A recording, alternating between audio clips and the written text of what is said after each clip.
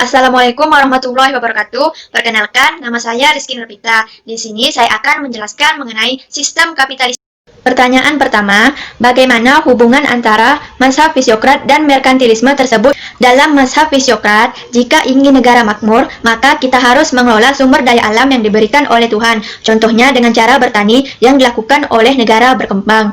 Kelompok produktif dalam mazhab fisiokrat ini adalah kelompok petani. Slogannya less buyer, less spacer. Hal ini sama dengan sistem kapitalis yang dimana tidak adanya campur tangan pemerintah.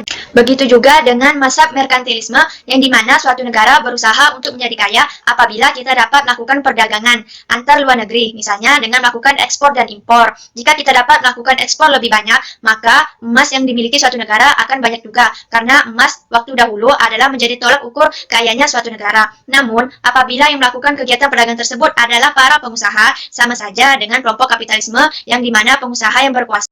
Pertanyaan kedua, sebutkan dan jelaskan 3 pokok pemikiran Smith.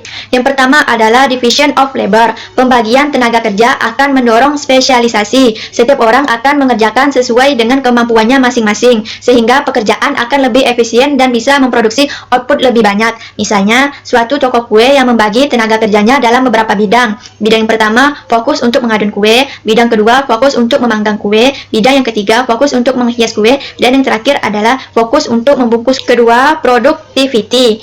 Perusahaan bisa mengoptimalkan sumber daya yang ada dan bisa menghasilkan output yang lebih meningkat dari sebelumnya. Nah, dengan adanya division of labor tadi, para pekerja akan lebih terlatih dan lebih tekun dalam bidangnya. Spesialisasi pekerjaan ini akan meningkatkan produk. Ketiga, free market. Meningkatnya hasil produksi tadi, tentunya perusahaan akan memerlukan pasar bebas. Sebuah perusahaan akan fokus pada spesialisasinya yang mana menurutnya lebih efisien. Kelebihan dari hasil output tadi akan dijual ke pasar bebas. Namun, dalam hal ini, Smith menghendaki adanya campur tangan pemerintah seminimal mungkin dalam perekonomian. Jika banyak campur tangan pemerintah, pasar justru akan mengalami distorsi atau inefisiensi yang akan membawa perekonomian pada ketidakseimbangan. Walaupun demikian, aspek kejujuran, persaingan yang sehat, keterbukaan, serta keadilan harus diterapkan. Pertanyaan ketiga, bagaimana mengatasi kelemahan yang terjadi berabad-abad? Sistem kapitalisme ini menguasai perekonomian, namun terjadi depresi besar-besaran. Seorang pemikir Karl Marx melihat bahwa sistem ini menyebabkan masyarakat sengsara atau mengalami ketimpangan. Penanda pemisah sistem kapitalis dan sosialisme ini adalah Karl Marx. Karl Marx melahirkan sistem sosialis Marxisme. Menurutnya, semua orang itu berhak sejahtera, sehingga ini harus diatur. Jika diserahkan kepada pengusaha, akan menimbulkan hal-hal negatif.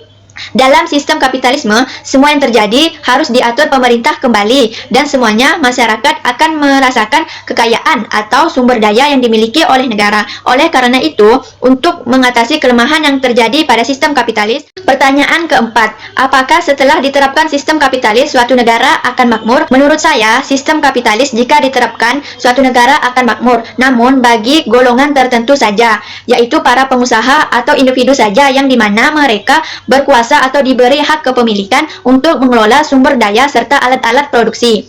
Hal ini akan membuat kelompok atas semakin kaya dan kelompok bawah semakin miskin. Apalagi jika tidak ada keterbatasan untuk seseorang memperoleh kekayaan. Contohnya, para pekerja yang diberi upah kecil oleh pengusaha sehingga mereka mendapatkan surplus value.